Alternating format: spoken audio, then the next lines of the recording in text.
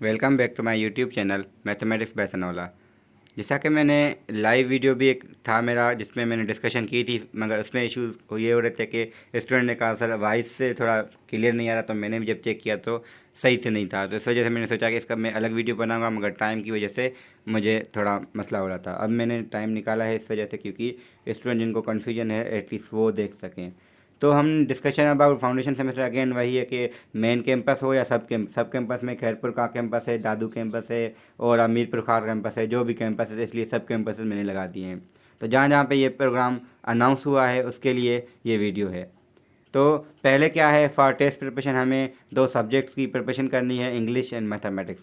तो इंग्लिश में हमें क्या क्या चाहिए चीज़ें, तो इंग्लिश में ये टॉपिक्स मैंने लिखी हैं। अब मैं एक्सप्लेन नहीं कर पाऊँगा सबको ना, क्योंकि मैं इंग्लिश का टीचर नहीं हूँ, हर कोई चीज़ मैं नहीं बता सकता। इस वजह से मैं सिर्फ टॉपिक्स बता सकता हूँ कि कौन कौन सी आप टॉपिक पढ़ें और जिन पे आपको प्रैक्टिस भी करनी है। तो ये कुछ टॉपिक्स हैं जो सबसे ज़्यादा है इंपॉर्टेंट, वो है रीडिंग कॉम्प्रीहेंशन, क्योंकि सारी चीज़ें इसी पे आ जाती हैं मोस्टली। क्योंकि एक पे या दो पैसेजेस होते हैं वो आप पढ़ते हैं, उनमें से क्वेश्चन होते हैं। क्वेश्चन कभी वहाँ से एरर डिटेक्शन, कभी वहाँ से वी वर्ब्स के लें या जिसको हम टू बी के वर्ब्स कहते हैं, या एक्शन वर्ब्स के लिए, या प्रपोजिशन कहें या आर्टिकल। तो मोस्ट ऑफ द केसेस क्या होगा, या ज़रूर नहीं कि ये पूछे जाए, मगर अलग से भी पूछे जा सकते हैं। और मोस्टली क्या होता है, रीडिंग कॉम्प्रीहेंशन में सही क्वेश्चन इन टॉपिक्स के रिलेटेड आता है। यहाँ पे मैं एक्टिव पैसिव मैंने नहीं रखा, मगर वो भी है क्योंकि जो मुझे याद है, मगर अब मैं बता रहा हूँ कि एक्टिव पैसिव भी है, जिसमें हम दोनों केसेस करते हैं। एक्टिव के नरेशन के लिए, जिसमें हम मोस्टली वो नरेशन ही है असल में। और इसके अलावा क्या टॉपिक्स हमारे पास हैं, सॉरी, इंग्लिश में हम होमोफोन होमोनियम्स कहते हैं। होमोफोन मतलब सेम मीनिंग हो, होमोनियम्स मतलब अच्छा, यहाँ पे मैंने कन्फ्यूजन है कि एक में सेम मीनिंग होती है, एक में सेम साउंड होता है। दोनों में से आप देख लीजिएगा, मैं अभी नहीं कंफर्म कर सकता कि कौन क्या होता है, मगर हैं ये दोनों चीज़ें। फिर सेंटेंस करेक्शन क्वेश्चन हैं, सेंटेंस रीअरेंज करना है, पेरा जबलिंग का वो आप सारे देख, idiom, phrases, subject verb agreement, किस सब्जेक्ट पर कौन सा वर्ब लगेगा, मेडल्स क्या हैं। मतलब मैंने वेबसाइट से कहीं से इधर उधर से देख के, हाँ यहाँ पे एक्टिव पैसे दिया गया है, तो मैंने पहले नहीं लिखा था, मगर इसमें है क्योंकि मैंने ये चीज़ फिर किसी और जगह से लिखी है। बाकी मुझे जो लगा कि ये हो सकती है, तो इस वजह से मैंने यहाँ पे ओमिशन क्या है, ओमिशन मतलब कोई चीज़ आपको निकालनी पड़ सकती है किसी सेंटेंस में से, वो चीज़ ओमिशन कहलाती है। बाकी आप देखें, हर टॉपिक को गूगल सर्च करेंगे, आपको कोई ना कोई या यूट्यूब पे कोई अच्छा सा टीचर मिल जाएगा जो आपको समझाएगा। और मैं सिर्फ आपको ये बता रहा हूँ कौन सी टॉपिक्स हैं, तो आप रियली मैं आपको इतना बता सकता हूँ क्योंकि मैं मैथमेटिक्स का हूँ। अब मैं इंग्लिश पढ़ाने लगूँ तो अच्छे से नहीं पढ़ा पाऊँगा। पढ़ा तो लूँगा, हमने इतनी पढ़ी है, मगर मुझे ये लगता है मैं इतना अच्छा नहीं पढ़ाऊँगा जो इंग्लिश के पढ़ाते हैं टीचर। तो इस वजह से आप बेटर यही है कि आप उनसे पढ़ें, क्योंकि आपको चीज़ें समझनी है। अगर निकाह सिर्फ करनी है तो ठीक है, मैं भी करवा सकता हूँ, मगर से एक होता है बस पास करना है कि भाई पढ़ ली, एक मुझे समझनी है तो किसी उसी टीचर से। अब मैं मैथमेटिक्स का हूँ तो मैं मैथमेटिक्स अपनी तरफ से ये मतलब मुझे गारंटी होगी कि मैं वो ठीक से करा सकता हूँ, बाकी उनका मैं कंफर्मेशन नहीं कह सकता। उसके अलावा क्या है हमारे पास के मैथमेटिक्स में, तो मैंने चार पोर्शन, पहले तीन होते थे, अब मैंने चौथा, क्योंकि थर्ड का ही पार्ट है। अर्थमेटिक है, अलजेब्रा है, ज्योमेट्री है, ट्रिग्नोमेट्री। अब इनकी प्रिपरेशन आप कहाँ से करें ना, तो क्योंकि मैं मैथमेटिक्स का टीचर हूँ, मेरा चैनल है मैथमेटिक्स बाय सनावला, तो आप वहाँ पे जाकर जाएंगे तो दो प्लेलिस्ट आपको मिलेगी। मतलब बहुत सारी प्लेलिस्ट हैं, उसमें से एक प्लेलिस्ट है डायरेक्ट सखरेबी यूनिवर्सिटी, जिसमें हमने क्रेश मैनुअल को के वीडियोस जो है मैंने रखे हुए हैं, जिसको मतलब क्रेश मैनुअल की आप देखें, मैंने कंटेंट जब डिफ़ाइन किए थे एसटीएसपी के लिए, फाउंडेशन के लिए भी वही होते हैं। तो इसलिए ये कंटेंट्स वही हैं। आप उस पर मैंने वीडियोस बनाए हैं अलग से। डायरेक्ट टेस्ट में जो क्रेश प्रोग्राम था उस पर एक बुक पढ़ाई जाती है, तो वो काफ़ी नहीं है। तो मैं ये नहीं करा कि सिर्फ आप वही करें। अगर उसमें अगर आप कुछ स्टूडेंट मैंने कल देखे थे, क्योंकि मैं मैथमेटिक्स सेंटर में ट्यूटर भी हूँ IB में, तो एक गर्ल जो है ना वो प्रिपरेशन कर रही थी फाउंडेशन की, और क्रैश मैनुअल वो सॉल्व कर रही थी। तो मैंने उनको यही कहा कि अगर आपको देखना है तो वीडियोस देखें, क्योंकि अगर ये कर रहे हैं तो ये भी करें, ये नहीं है कि ये ना करें, मगर सिर्फ ये ना करें। मैं हमेशा यही कहता हूँ। जब मैं क्रैश प्रोग्राम भी पढ़ा रहा था ना, मैंने उनको उसी टाइम कहा था कि ये जो क्रैश मैनुअल ये काफ़ी नहीं है। तो मैं फाउंडेशन के लिए भी भले कहें या STHP के लिए भी, हाँ STHP में थोड़ी ज़्यादा चीज़ें होती हैं, वो भी मैंने अलग से एक वीडियो मेरा है जिसमें मैंने लिखा था कि how to prepare for STHP NTHP, जिसमें मैंने वीडियोस को मैंने उस वीडियो में मैंने एक्सप्लेन की हुई है टॉपिक्स कौन कौन सी आपको पढ़नी चाहिए। यहाँ पे प्लेलिस्ट भी बनी हुई है STHP फाउंडेशन की, जिसपे मेरे लेक्चर्स कुछ अपलोड हुए हैं। अब मैं ऑनलाइन क्लासेस पढ़ाता हूँ।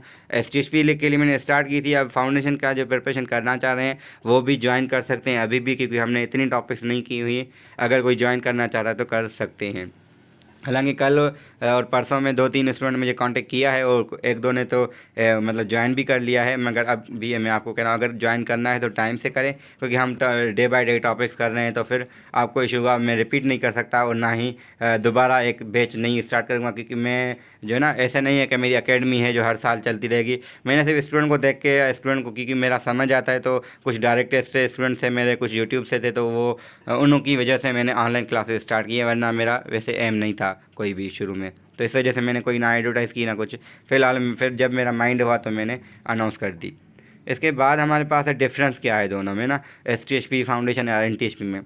देखें, एस टी एच पी और एन टी एच पी में क्या फ़र्क है मेन, कि आपकी सिंध टैलेंट हंट प्रोग्राम और नेशनल टैलेंट हंट प्रोग्राम है। तो एस टी एच पी आपका ओवरऑल सिंध से सिलेक्ट होते हैं स्टूडेंट, और एन टी एच पी में ओवरऑल पाकिस्तान, और 75 स्टूडेंट पर प्रोविंस होते हैं, टोटल 300। हाँ, ये भी हो सकता है कि अगर किसी एक प्रोविंस से कम है, दूसरे सिंध से ले लेते हैं। मगर आपके लिए यही हो कि अगर आप जब आए, अब इस बार तो नहीं आ रहे, हम इस पर ज़्यादा बात नहीं करें एन टी एच पी पे, मगर मैं फ़र्क बताना चाह रहा हूँ। एस टी एच पी क्या है, सिंध टैलेंट हंट प्रोग्राम, और फाउंडेशन हमारा रेगुलर फाउंडेशन में से कहते हैं। फ़र्क क्या है तीनों में? देखें, दो जो हैं S T H P N T, वो फ्री में होते हैं, यानी आप पढ़ते फ्री में हैं, टेस्ट फ्री में होती है, और हासिल फ्री होती है, आपकी बुक्स फ्री होते हैं, हर चीज़। अगर फाउंडेशन को देखा जाए, वही चीज़ें, वही सब्जेक्ट्स, मगर आपकी फ़ीस पहले 40,000 थी फाउंडेशन की, इस साल 50,000 रखी गई है। और सब कैंपस में पहले 20 थी, अब वो 25 हो गई है। उसमें हम नहीं जा रहे, जितनी भी उनकी की, वो उनकी अपने रीज़न्स हैं। हम ये कह रहे हैं कि वो पैसे में है। सिमिलरली अगर वहाँ पे हॉस्टल फ्री होती थी, यहाँ हॉस्टल के आप पे करेंगे। बाकी ये जो 50,000 पे करेंगे आप, या करेंगी, कि उसमें ये होगा कि आपकी हर चीज़ आ जाएगी, पिक एंड ड्रॉप हो गया, बुक्स आ गए, बैग आ गए, हर चीज़ आपकी उसी में आ जाएगी, सिवाय हॉस्टल के। हॉस्टल आपकी अलग से उसकी फ़ीस है, वो आपको वाउचर दे देंगे जब आप अप्लाई करेंगे। पहले आपकी टेस्ट है, तो पहले टेस्ट क्लियर हो जाए, फिर आगे का प्रोसेस आपको बताया जाएगा। वो खुद ही लेटर भेज देते हैं जब वो कोई सिलेक्शन हो जाती है। अब हम क्या कह रहे हैं कि डिफरेंस क्या है दोनों में, हम तीनों में मोस्टली हम दो की बात करें, क्योंकि फ़िलहाल इन दो के चांसेस हैं। अब फाउंडेशन देखें अनाउंस हो चुकी है, मेरे लिहाज से एस टी एच पी होगी, ज़रूर थोड़ा लेट हो शायद, मगर होगी, कन्फर्म है ये, क्योंकि होनी है। अब आई बी ए का एक बना हुआ है, तो एस टी एच पी उनकी अपनी है, तो वो अनाउंस करेंगे। बाकी कब करेंगे हम ये नहीं कह सकते कभी भी। बाकी फाउंडेशन में अच्छा कुछ ऐसे करते हैं कि बेनिफिट्स क्या हैं फाउंडेशन के। अब एक बेनिफिट सबसे ज़्यादा ये ना, अगर किसी ने इंटरमीडिएट की है 2020 में, अब उसका है ये लास्ट चांस। तो मसला क्या होगा, अगर वो नहीं अप्लाई कर, अगर मतलब अगर वो एस टी एच पी के लिए वेट कर रहा है, अब वो डायरेक्ट में भी नहीं हुआ select, S T H P के लिए वेट कर रहा है, मगर उसने एस टी एच पी दी और सिलेक्ट नहीं हुआ, तो फिर उसका 3 साल तो उसके पूरे हो गए। अब वो कहीं भी अप्लाई नहीं कर सकता, मतलब आई बी ए में तो नहीं, बाकी यूनिवर्सिटी में अगर डेट्स हैं, तो अगर सखर आई बी ए में आना है तो उसके लिए लास्ट चांस होगा। फाउंडेशन में पहले एक बैकअप बना लें, अगर हाँ एस टी एच पी में हो जाता है तो वहाँ जा सकता है, पहले वो फाउंडेशन उसके लिए एक बैकअप है। तो कुछ स्टूडेंट अप्लाई कर भी रहे हैं, और मैं तो यही कहूँगा जिसकी 2020 में है ना इंटर में, वो सारे अप्लाई करें, क्योंकि अब पता किसको हाँ, अगर आपकी इतनी प्रिपरेशन अच्छी है, आप को पता है मैं एस टी पी क्लियर कर लूँगा या कर लूँगी, तो आप वेट भले करें। मगर वो आप किसी में देखें, तकब्बुर होता है ना, वो ना करें। हाँ, एक कॉन्फिडेंस होता है, एक ओवर कॉन्फिडेंस। तो कॉन्फिडेंस अगर आपको है तो वेल एंड गुड, अगर नहीं है आपको कॉन्फिडेंस, ओवर कॉन्फिडेंट है, तो फिर वो आपको डुबाएगा, वो कंफर्म डुबाएगा। मैं तो ये गारंटी देता हूँ, क्योंकि हमें पता है कि कॉन्फिडेंस ओवर काम यही होता है, यही तो होता है ना, कि ओवर कॉन्फिडेंस को हर किसी को मतलब ख़त्म ही कर देगा। ना वो आप यहाँ के रहेंगे, ना वहाँ के रहेंगे, ना फाउंडेशन में अप्लाई किया, ना एस टी एच में हो, फिर घर पे बैठे रहेंगे। तो इससे अच्छा है कि आप फाउंडेशन में अप्लाई कर लें। हाँ, अगर आपकी 2022 में है, तो मैं ये आपको कहूँगा कि आप अभी से प्रिपरेशन करें, कंटिन्यू रखें, एस टी एच पी के लिए कंटिन्यू रखें। अगर आपका हो जाता है उसी में हो तो हो, ठीक है, ना नेक्स्ट ईयर तो है ही ना, क्योंकि फाउंडेशन करेंगे उसके बाद क्या है, ये तक चलेगा मार्च अप्रैल तक। अप्रैल के बाद जब तक तब तक डायरेक्ट टेस्ट भी आ जाएगी, तो आपकी प्रिपरेशन तो तब तक वैसे भी हो सकती है ना। तो फाउंडेशन पढ़ने का फ़ायदा क्या, इससे अच्छा है कि आप वेट करें, एस टी एच पी आ रही तो उसके थ्रू जाएँ, वरना आप घर पे बैठे प्रैक्टिस करें। मतलब ये है कि मोस्टली ये स्टूडेंट नहीं कर पाते, क्योंकि घर पे कहने पढ़ाई नहीं होती। फिर किसी और आई बी ए का कोई और प्रोग्राम हो, उसमें अप्लाई कर लें, एटलीस्ट वो आपके लिए उसकी फ़ीस भी कम होगी। 3 मंथ के जो कोर्सेज आए हैं, फॉर एग्जाम्पल अभी आया है आपका डिप्लोमा का आया है, भले उस पर अप्लाई कर लें, या आपका और कोई है तो उसमें अप्लाई कर लें। तो जो प्रोग्राम आते हैं ना स्किल प्रोग्राम, उसी में अप्लाई करके फिर आपको आई बी ए में एंट्री मिल जाती है, फिर आप अपना प्रिपरेशन कंटिन्यू कर सकते हैं या कर सकती हैं। तो ये बेनिफिट है फाउंडेशन का, क्या कि आपको जो साल आपका मतलब लास्ट है तो उनके लिए भी है, और एक 2021 वालों के लिए, क्योंकि 22 के लिए मैंने बता दिया, 20 के लिए 21 वालों का ये है कि उनका 1 साल पहले से ही चला गया है। अब उनका अगर STHP में अगर वो वेट कर रहे हैं, नहीं हुआ, फिर कहाँ जाएंगे, फिर उसको और एक और साल उनका चला गया। तो इससे अच्छा है कि फाउंडेशन वो भी लें। तो 2020 और 21 वाले कोशिश करें कि लें। हाँ, अगर 21 वालों की प्रिपरेशन अच्छी है, मतलब कुछ अच्छी है, और मतलब करना चाह रहे हैं आगे, कंटिन्यू है उनकी प्रिपरेशन है, तो उनको भी मैं कहूँगा आप भले अप्लाई करें टेस्ट के लिए, सारे अप्लाई करें। टेस्ट के लिए मैं किसी को 22 वालों को भी कहूँगा आप टेस्ट में अप्लाई करें, ताकि आपको पता चलेगा आपकी प्रिपरेशन कितनी है। अगर आपको ये पता चलेगा ना आपकी कितनी है, जो चीज़ें रह गई हैं वो आप क्लियर करके STHP की प्रिपरेशन अच्छे से कर सकते हैं। इसीलिए मैं कहता हूँ कि आपका एक वे ये है कि आपको खुद को चेक करना है मुझे कितना आता है। तो टेस्ट एक होता है अपनी तरफ से टेस्ट ऑनलाइन देखा या वहाँ से, एक होता है ऑफिशियल टेस्ट जो यूनिवर्सिटी लेती है, तो वो आपको एक दिखाती है कि आपको कितना आ रहा है, वो आपको बताती है। सिमिलरली इसके बाद हम कह रहे हैं वाट टू चूज़। अब वही है कि फाउंडेशन स्ट्रीम आप कौन सा चूज़ करें, तो मैं ये कहूँगा कि 2022 वाले तो आप भले आप वेट करें। स्ट्रीम देखें, चूज़ करने का मकसद ये कि अगर अफोर्डेबल, अगर देखें मैं अगर 50,000 अफोर्ड नहीं कर सकता, या वहाँ से उधार लेके करूँ, और इससे अच्छा है कि मैं वेट करूँ STHP का और अपनी मेहनत करूँ। हाँ, अगर मेरे पास 40,000 है, 10,000 ठीक है, कहीं से हो गए तो फिर ठीक है, वो आपका मतलब इतना मतलब ज़्यादा नहीं है। अगर किसी से मतलब क्योंकि हर किसी की फैमिली अफोर्डेबल नहीं होती, इतना बैकअप किसी का नहीं होता, फैमिली बैकग्राउंड इतना अच्छा नहीं होता, तो इस वजह से होता है कि वो अफोर्ड नहीं कर पाते। तो नहीं कर पाते तो STHP के लिए प्रिपरेशन ज़्यादा करें। बाकी जो अफोर्ड कर सकते हैं तो वो भी मतलब भले वो 22 के हैं, अगर आप अफोर्ड कर सकते हैं, क्योंकि जो अफोर्ड कर सकते हैं ना वो STHP में एलिजिबल नहीं होगी। इससे अच्छा है आप अभी से अप्लाई कर लें फाउंडेशन में, ताकि आपकी एंट्री तो हो जाए। क्योंकि IBA में इंटर होने के लिए 4 तरीके हैं, अभी तो 3 है क्योंकि NTHP के इस साल नहीं आई, वरना फाउंडेशन, STHP और डायरेक्ट टेस्ट 3। और 2 जो हैं आप 6 महीने पढ़ के फिर ये कोर्सेज कंप्यूटर, इंग्लिश और मैथमेटिक्स पढ़ के उसमें आपकी GPA मेंटेन हो जाती है। तो वो अलग बातें हैं, देखें हमने एक अलग वीडियो उस पर बना सकते हैं। हमने फाउंडेशन की बात की है। अच्छा, इसमें और एक अच्छी चीज़ मुझे अभी याद आई है कि फाउंडेशन में देखें GPA होती है 2.2 रिक्वायर्ड, मैंने टेस्ट होने के बाद। अब मैंने वैसे डिस्कशन टेस्ट के लिए है, मगर टेस्ट के बाद भी अगर कोई सिलेक्ट हो जाता है आगे क्या करे।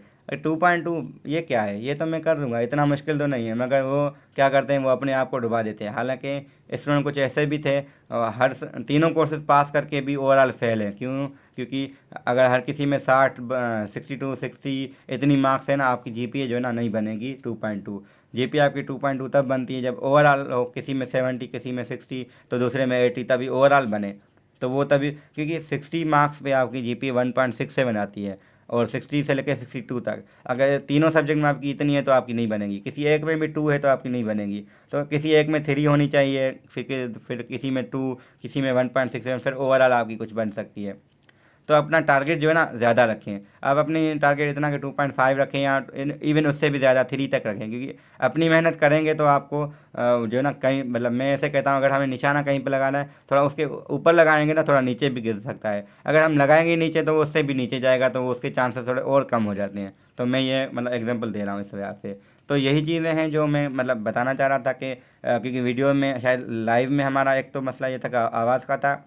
अब उस टाइम जो चीज़ें मुझे याद आई थी, इस टाइम अभी मुझे तो कुछ और याद आ रही हैं जब मैं ये वीडियो बना रहा हूँ। तो शायद कुछ चीज़ें जो वहाँ पे मिस हो गई थी, यहाँ पे वो भी हो सकती हैं। और जो वॉइस का इशू था वो उसको भी मैं कंप्रेस करने के लिए दोबारा मैंने वीडियो बनाया है। तो best of luck for the test. अगर किसी को कोई भी इशू हो, तो मेरा जो वीडियो जो भी होते हैं मेरे, हर वीडियो में मेरे पास, मैंने इसलिए नंबर रखता हूँ मेरा व्हाट्सअप नंबर। तो इस वजह से अगर इशू है आपको कोई, फिर भी कोई क्वेरी है, तो मुझे कांटेक्ट कर सकते हैं, और जब मैं फ्री हूँगा तो आपको ज़रूर रिप्लाई कर दूँगा।